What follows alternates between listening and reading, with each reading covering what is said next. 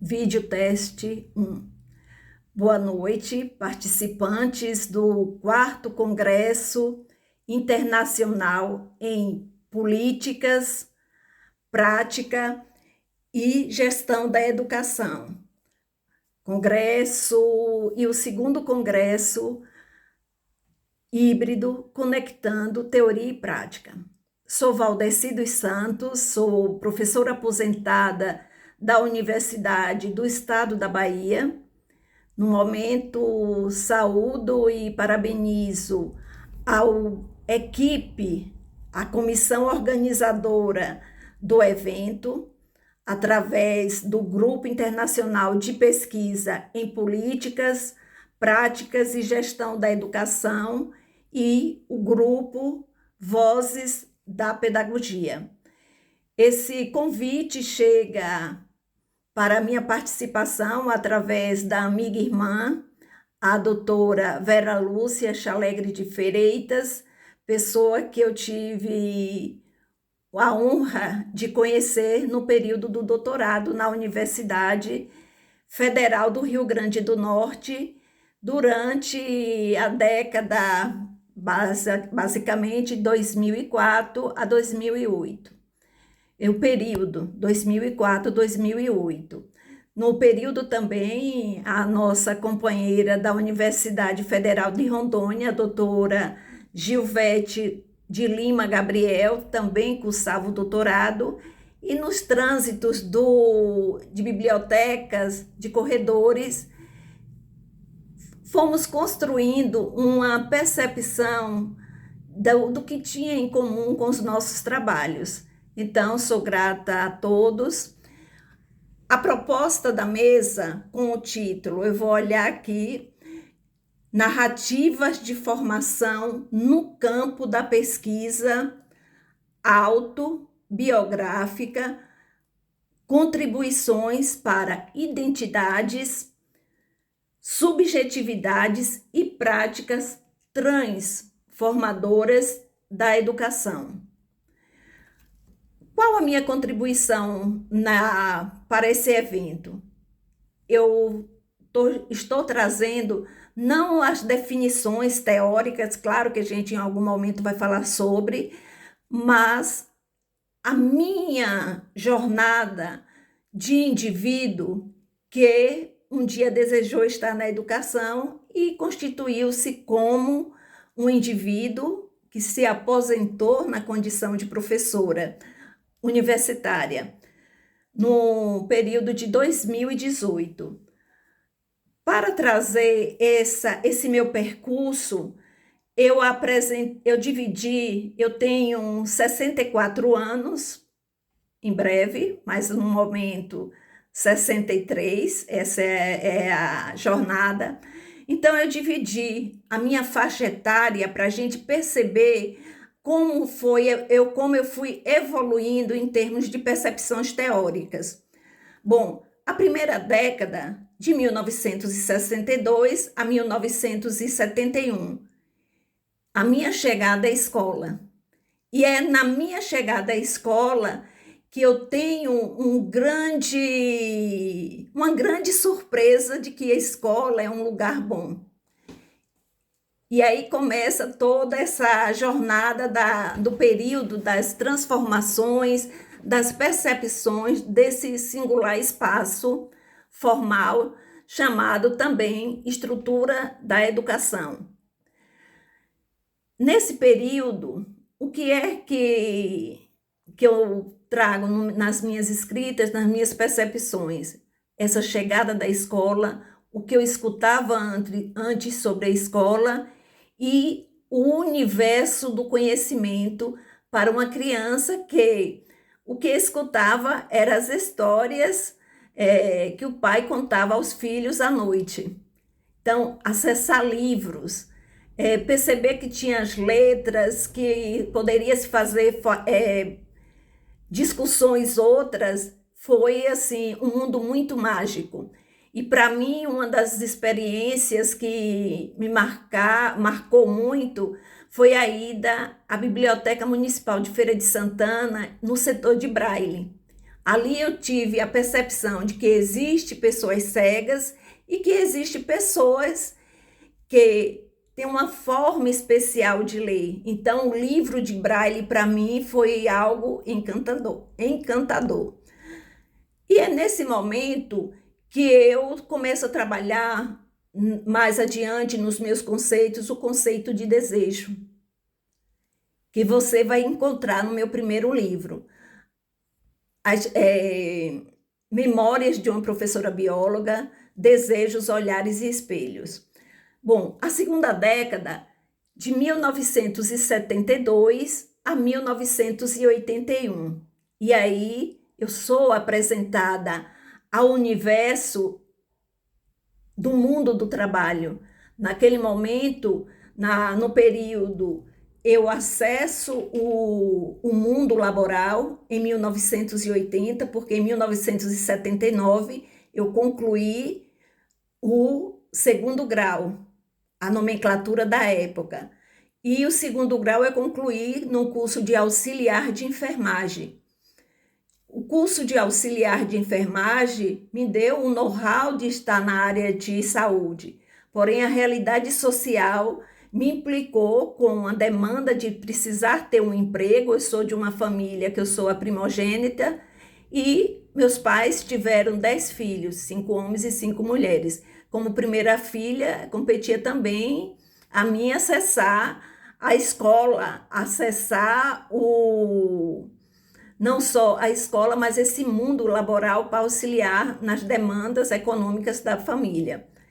E é nesse um ano como balconista que eu estou muito encantada para conhecer, para além daquele mundo ali, das angústias de você ser um trabalhador de salário mínimo. E tem um livro que marcou muito a minha jornada, já com um ano de balconista, que foi Fernão Capelo Gaivota. A colega chega com aquele livro e eu desejo ler aquele livro e eu leio o livro em 2 dias. E naqueles 2 dias que eu li o livro, a mensagem de liberdade, de amor e de escolhas para mim foi muito marcante. Então eu entreguei o livro à colega pela manhã, fui almoçar e já não retornei para o trabalho como balconista. Eu fui a um hospital chamado Hospital Dom Pedro de Alcântara, Santa Casa de Misericórdia de Feira de Santana, solicitar para fazer um teste, me implicar que eu queria estar na área de saúde, apesar daquele primeiro desejo de ser uma professora. E aí eu passo no teste, o hospital me concede 2 dias, 3 meses para fazer uma experiência, e eu já peço exoneração do meu trabalho como balconista. E nesse navegar, desse sair de balconista para começar a acessar o universo da saúde, quando eu chego no doutorado, eu percebo da importância que foi aquela experiência em um hospital clínico e posteriormente também em outro hospital chamado Clésto Andrade. Eu começo a ter contato com o meu objeto caro, que é o duplo vida-morte. Ou seja, no hospital, a grande atriz bailarina é a morte, como lidar com a morte diante de tantas questões. O acesso também à etnobiologia, como o uso de animais, o uso de folhas e as narrativas que chegavam dentro desse hospital, recorrendo à busca da ciência, em busca da ciência para a cura, mas validando os sistemas de crenças primários dos sujeitos. Isso também me conduz, em um momento futuro, para o meu mestrado, que é o papel do sistema de crença na constituição do sujeito. E chego no doutorado com o discurso formativo do biólogo sobre a morte, matizes e metáfora de um saber que o sujeito não deseja saber. E outra realidade, que eram as minhas tentativas nessa segunda década, 1979 a 1981, que era o desejo de acessar a universidade. E aí eu começo a fazer o quê? Movimentos de vestibulares e fui reprovada em 6 vestibulares. Eu chego na terceira década é que eu vou estar sendo aprovada no 7º vestibular, que é um vestibular de licenciatura em ciências com habilitação em biologia. Bom, na terceira década, e vale ressaltar que durante esse período eu participava na Biblioteca Municipal de Feira de Santana de cursos diversos que eram oferecidos e comecei a fazer o curso de edificações. E meu pai, senhor Lorival Pereira dos Santos, de apelido Fulô, ele me acompanhava no sentido de levar o lanche para o hospital, para quando eu saísse no horário das 19 horas, lanchar dentro do carro e ir para a escola técnica fazer o curso técnico em edificações. Nesse movimento é que, ao acessar a terceira década da minha vida, que é de 1982 a 1981, que eu tenho o meu terceiro emprego. E o meu terceiro emprego é no Hospital Regional Clériston Andrade, do qual eu tive a proximidade, a interface de acessar o vestibular no ano de 1985.1. E aí, aquelas experiências, aquelas maturidades, durante esses anos que eu tentava o vestibular, uma vez por ano, eu entro na universidade aos 26 anos de idade e eu comprava livro, aquelas enciclopédias que passavam vendendo nas portas, eu lia, eu estudava, eu criei também o hábito, comprei uma radiola da época e muitas LPs de músicas clássicas. Então eu tinha um ritual de chegar do hospital, fazer uma hidratação no rosto e deitar para escutar no sofá, para escutar músicas clássicas. E fazia leituras. E esse desejo, esse movimento interno de como você constitui ou constrói a sua jornada existencial. Porque nessa trama existencial, em que você dá conta da sua subjetividade, da subjetividade do outro, especialmente quando você trabalha em hospital clínico, ou seja, qualquer outro tipo de hospitais. Você está lidando com várias histórias de vida. E isso é para além dos ritos de oferecer a medicação, de os cuidados higiênicos, mas existem as histórias. E aí é nesse momento em que você começa a ter noção que é para além do rito que você está fazendo enquanto profissional. Existe uma trama conceitual, uma trama objetiva, subjetiva e intersubjetiva nessas relações. Eu, pensando um dos exemplos, eu estive no curso de formação para auxiliar de enfermagem, tínhamos o conceito, o primeiro conceito que eu acessei, o que é ética? Bom, ética é não sei o que, sei lá o que, não sei o que lá. Bom, tirei 10 na resposta. Mas o que é ética você estando dentro de um espaço profissional de atuação? E não demorou muito a vida me oferecer um grande exemplo, que foi uma senhora gestante no 8º mês que recebeu um tiro no coração. E ali chega ela e o algoz que também foi vitimado por tiros trazidos pela polícia, né? Foi uma emoção que eu, saindo da emergência, que eu trabalhava na emergência, correndo para chegar no centro cirúrgico para chamar a equipe para descer para fazer uma cirurgia emergencial ali mesmo para tentar salvar a criança. Mas existia aquele outro indivíduo também. E ali você aprende que você não faz escolha de quem vai viver e de quem vai morrer. Você aprende que aquele conceito que você viu na perspectiva teórica, ele se expressa diante de você, diante da sua ação e de toda a equipe. Então, para mim, foi um dia que eu vi a aplicabilidade de conceitos em ações e também nas minhas ações, da minha percepção do outro. Bom, na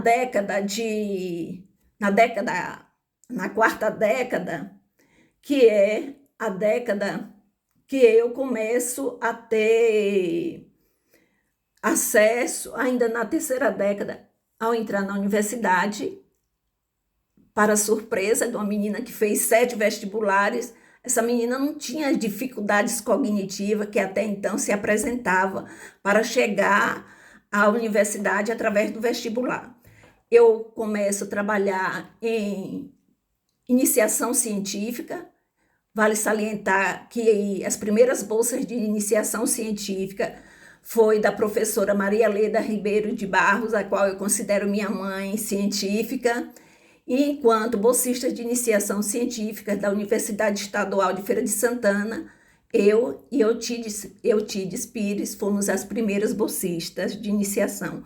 O projeto era a Escola Básica em Feira de Santana, da década de 40 a 80.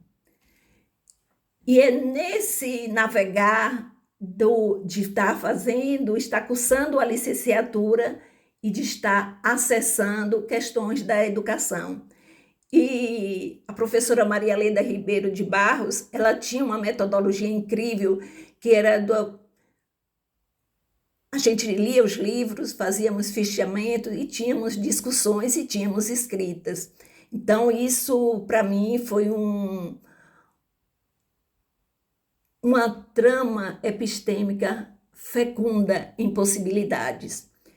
Ainda nesse período, dessa década, na terceira década da minha existência, eu também acessei, como bolsista de iniciação científica, projetos na área da biologia, porque eu fiz a habilitação plena em biologia, que foi trabalhar os animais peçonhentos o estudo dos animais peçonhentos na Bahia. Esse estudo me conduziu a alguns estágios no laboratório de animais peçonhentos da UFES, que depois passou a ser chamado Laboratório de Animais Peçonhentos e Herpetologia da Universidade Estadual de Feira de Santana, no laboratório de animais peçonhentos da Universidade Federal do Estado da Bahia, que depois passou a ser nominado, não lembro agora o nome, mas mais tarde eu falo para vocês, e 2 estágios no Instituto Butantan. Então, foi um espaço em que eu estava nessa dinâmica, nesse veio fecundo de acessos teóricos, e aí onde começo a me implicar com a filosofia de Bachelard, que eu amo profundamente, e comecei a ter acesso também aos estudos com a filosofia monroniana. Aliado a isso, eu tinha por hábito rotineiro estudos na área de psicologia. Ir para a biblioteca, acessar, fazer alguns minicursos que eram oferecidos na universidade e faço o meu concurso. E é nesse primeiro concurso que eu faço, em 1998, vocês vão perceber 1988, né? Eu faço o concurso do Estado da Bahia para participar atuar como professora da educação básica ou do ensino médio, ou mais precisamente do primeiro e segundo grau, que era a nomenclatura no período. Bom, trabalhando no centro educacional, eu começo no Centro Educacional Novis Filho, na cidade de Tanquinho, e passo alguns meses e vou ser transferida para a Feira de Santana, que é o meu local de moradia, atuando no Centro Educacional Governador Luiz Viana Filho. Nesse período, eu começo a elaborar um projeto de atuação profissional, baseado na escuta do outro. Quem é esse outro? É o meu aluno. A professora de biologia chegou abordando assuntos de sexta série e era considerado que ela estava trabalhando questões de universidade. E essa professora de biologia, ela queria escutar, eu queria escutar esse outro. E é no primeiro momento em que você faz uma grande escolha. O outro pode me dizer o que eu não quero escutar. E o que é que, enquanto profissional, eu poderia não querer escutar? Que eu não era uma boa profissional. Mas eu estava fazendo a aposta que, para eu chegar na percepção do que seria o melhor que o aluno estava me dizendo, eu precisava escutá-lo. E aí é quando eu começo a trabalhar as perspectivas da imagem do outro, a voz do outro, de que lugar o outro fala e como eu posso escutar esse outro.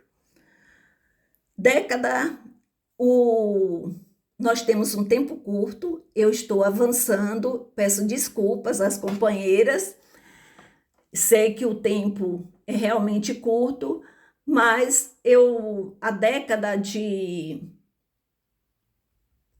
a quarta década, que é de 1992 a 2001, é quando eu acesso a universidade na condição de professora.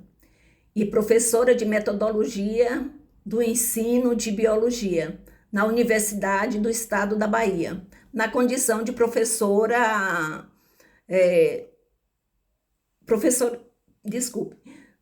auxiliar, que era uma seleção pública para um período de 2 anos. E o fantástico desse momento é que eu conseguia perceber nessa disciplina, eu formando biólogo, eu atuando como professora de biologia e conduzindo esse aluno para o espaço da sala de aula. Então, foi um momento assim extremamente rico de experiências e aprendizados significativos, do qual eu conseguia escutar e falar, e estar implicada profissionalmente com o que estava acontecendo. E o acesso teórico estava ali fecundo. E é quando eu começo a escrever de uma forma mais marcada, a minha jornada. A primeira escrita que eu faço sobre minha jornada é os seres vivos, como ele chega realmente na minha vida. Porque a gente, quando chega, pelo menos eu e muitas pessoas da minha geração, aprendemos que seres vivos nascem, crescem, reproduzem, envelhecem e morrem. Olha, muitas vezes ele nem cresce, nem reproduz, mas morre. E eu lembro de quando eu estava na terceira série do primeiro grau, que eu tive uma frieira, ou seja, fungo nos pés. E a professora disse que aquilo era doença. Mas o que é doença? Doença é doença, né? Então, eu começo a trabalhar esse conteúdo, isso a minha implicação de criança que investigava, de criança que quando a professora mandou fazer também na terceira série, um experimento que era colocar dentro de um algodão úmido uma semente de feijão. E ali eu coloquei, mas eu, com medo dos meus irmãos menores estragarem, eu coloquei embaixo da cama. E aquele feijão que estava nascendo ficou estiolado, imenso. Quando eu cheguei na escola, todos os colegas com o feijão, o desenvolvimento mínimo, e o meu, aquele imenso. E a professora disse que eu tinha feito errado. Mas não, professora, eu fiz certo. Mas eu não contei, eu omiti, não menti, omiti que eu tinha colocado embaixo da cama. E ela não soube me explicar por que aquela parte estava grande. Hoje, como bióloga, sei que foi um estiolamento, sei de como os hormônios migram, mas aquilo também me mexia, eu queria saber. Então, nesse movimento dessa década quarta, de 92 a 2001, foi um momento em que eu estava atuando na educação básica, como professora de biologia, professora de ciências, professora de química e programas de saúde, no Colégio Luiz Viana Filho. E acompanhando a disciplina e responsável também pelo estágio supervisionado no curso de licenciatura em Ciências com habilitação em Biologia na Universidade do Estado da Bahia.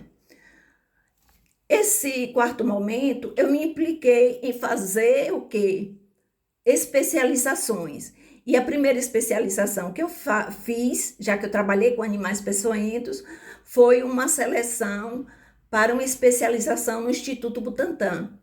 E essa especialização, 5 pessoas foram aprovadas, e eu fui uma das pessoas aprovada. Só que eu estava em estágio probatório na universidade, eu não fui liberada, e o grande sonho era a construção de um laboratório de animais peçonhentos para a Universidade do Estado da Bahia, no campus 2, que é o campus de Alagoinhas, do qual me aposentei em 2018, e esse sonho não aconteceu. Esse desejo, não é nem um sonho, um desejo. E vou fazer o quê? Passo por 4 especializações sem concluir nenhuma, porque eu estava em estágio probatório, eu acompanhava estágios de alunos e existia períodos de greve e eu não era liberada para concluí-lo. Bom, puxando aqui, já ocupei 28 minutos do espaço, eu chego na quinta década da minha vida, que é... Um momento, por favor. De 2003 e 2004. Vale salientar que de 2003 e 2004, naquela marca lá de 1996, eu construo um projeto chamado Biotanato Educação.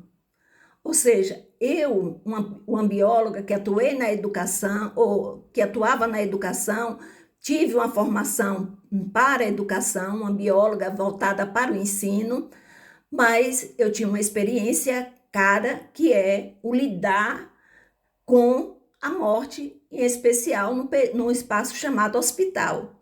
Então, esse duplo vida-morte, ele vai se configurando de uma forma mais sólida. Então, o meu projeto de 1966, que é um projeto profissional de como eu vou fazer meu percurso, a minha atuação profissional, eu lido com o duplo vida-morte através de biologia, estudo da vida, que a gente sabe que existe toda uma discussão, tanato, de tanatologia, estudo da morte, e educação. Interfaces formativas, que é o que me conduz posteriormente a ter um grupo na base de pesquisa do CNPq intitulado Biotanato Educação, Interfaces Formativas.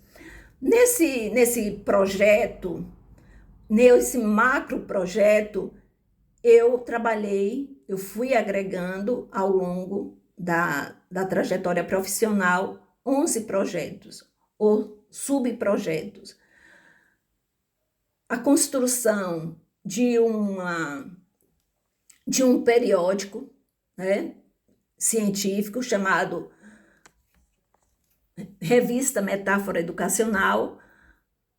Além da revista Metáfora Educacional, eu tinha o projeto Bate-Papo Pedagógico e Biologia na Comunidade e projetos outros que eu não vou aqui estar elencando, mas a gente pode falar em mais posteriormente, projetos relacionados com a formação e essa implicação não só da teoria no processo formativo do outro, dessas identidades, dessas subjetividades e intersubjetividades, mas a relação teoria-prática nas transformações, nessas experiências transformadoras de educação, que era o acesso à comunidade.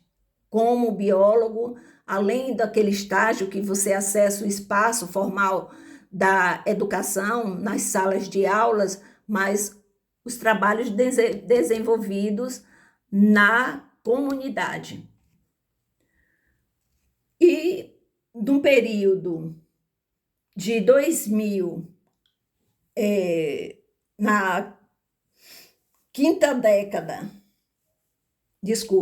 sexta década, de 2012 a 2021.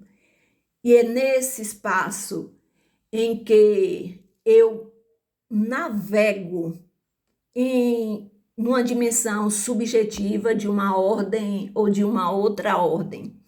É quando esse corpo biológico, esse sujeito objetivo, subjetivo que sou, tem um câncer.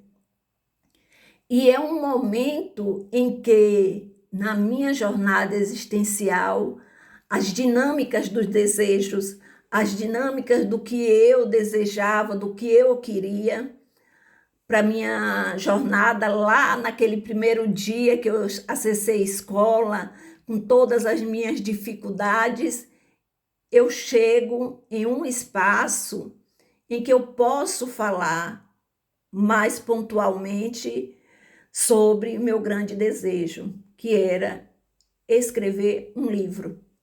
Então, o câncer, ele foi um gatilho para me dizer, ei, o relógio vai ser desligado. E a gente sabe que o relógio vai ser desligado, porque essa estrutura que somos, estruturas psíquicas mediada por um corpo bioquímico, existe uma temporalidade, existe um ruído metabólico que faz com que ele deixe de existir em um determinado momento.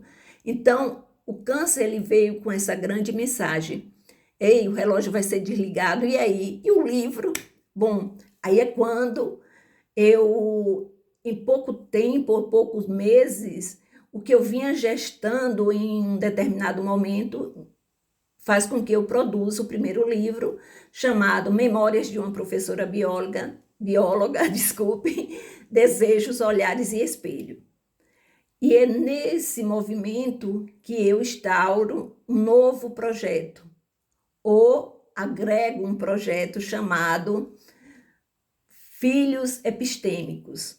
Ou seja, eu vou produzir, gestar filhos que não são filhos biológicos, são filhos epistêmicos que dizem do olhar do sujeito para a sua caminhada existencial. São livros na interface, transitando em vários aspectos da ciência, mas dizendo a marca, a singularidade desse indivíduo chamado Valdeci dos Santos, uma professora de biologia que forma biólogos, que um dia desejou ser professora e foi balconista, foi auxiliar de enfermagem em 2 hospitais clínicos e que chegou a um momento da vida, da jornada dela, que era uma professora. E o livro né? Então, esse livro, ele traz uma dinâmica de ressignificação para a minha vida, que é essa condição do sujeito desejante, a condição de você reestruturar, ressignificar a sua jornada existencial. Então, ele tem esse grande apelo afetivo, esse apego epistêmico, e eu vou tratar disso. Bom, eu sigo trabalhando, aí eu chego na minha 6ª década. Eu me aposento em 2018, ou seja, dentro da minha 6ª década, e eu estou também em um processo formativo, porque é o processo em psicanálise clínica, porque ser um psicanalista não é você receber o diploma e agora você sabe tudo. É um processo em que eu iniciei essa formação em 2013. Sigo em formação, sigo em terapia, sigo aberta nessa dinâmica de trabalhar demandas que o outro possa, enquanto sujeito, acessando o set analítico, eu possa contribuir.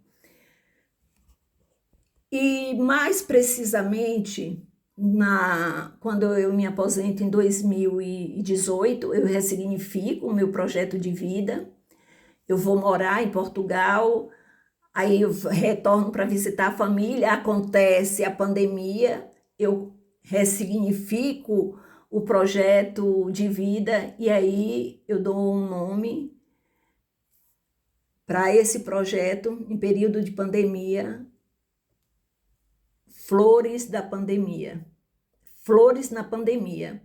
Ou seja, qual o meu movimento energético de sujeito objetivo, subjetivo diante de tantas mortes do distante, do próximo?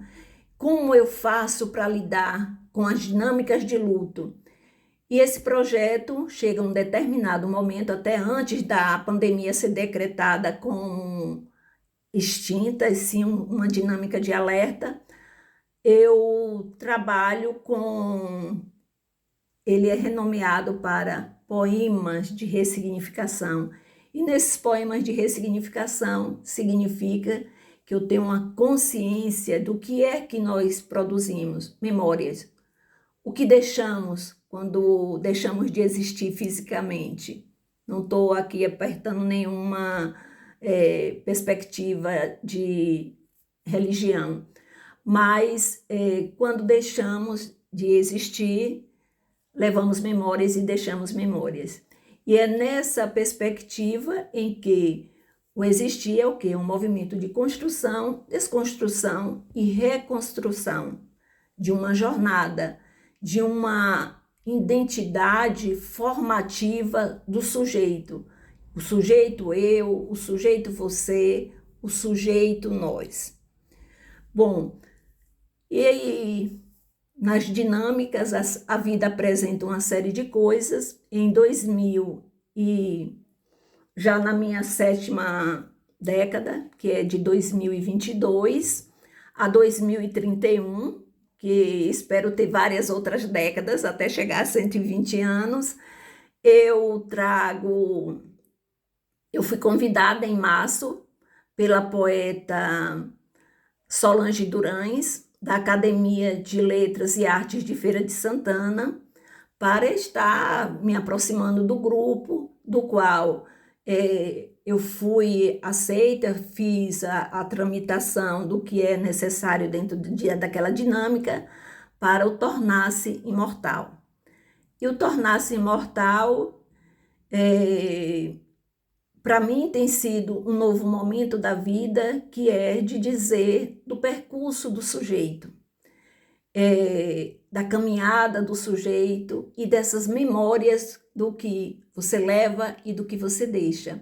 E geralmente os indivíduos que participam da academia, eles terminam deixando algo de forma mais consolidada através das suas escritas, das suas produções. Eu estou no meu 9º livro e estou participando da Academia Brasileira de Arte Integrada, da Academia de Cultura da Bahia, essa Academia de Letras e Artes de Feira de Santana e também do Instituto Histórico e Geográfico de Feira de Santana. A minha percepção hoje, 2025, de como as nossas, aí eu volto aqui para falar do tema da mesa redonda, que é, desculpem, por favor.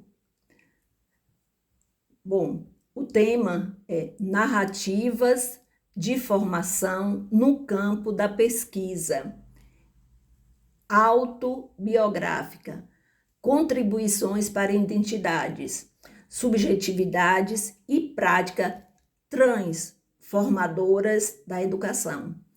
É desse lugar privilegiado que eu falo, é desse lugar privilegiado que eu me movimento e desse lugar de entender que a vida você vai lidar com a dinâmica da incompletude, que isso é uma grande marca do existir, do movimento transferencial que existe nos espaços, especialmente dos espaços educativos, e mais precisamente falando do espaço formal. Quem é esse professor? Que figura é essa do professor? Quem é esse aluno? Quem é essa história de vida que chega a cada dia em nossas salas de aulas? Sou imensamente grata a todos vocês pela escuta.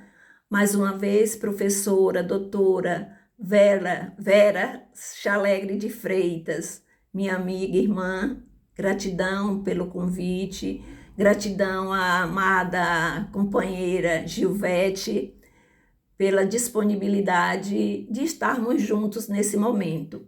Sei que avancei o tempo, sei que às vezes como fazer um recorte, como fazer um resumo, que é tão resumo da nossa vida.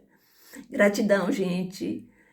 Beijo de luz em vossos corações, sintam-se dentro de um abraço fraterno e mais que fraterno, um abraço fraterno luminoso. Uma honra estar com vocês, espero e desejo que vocês possam acessar o meu site www.valdecidossantos.com. Tenho também o site www.valdeci.bio.br e estou nas redes sociais com valdecidossantos.escritora. Gratidão.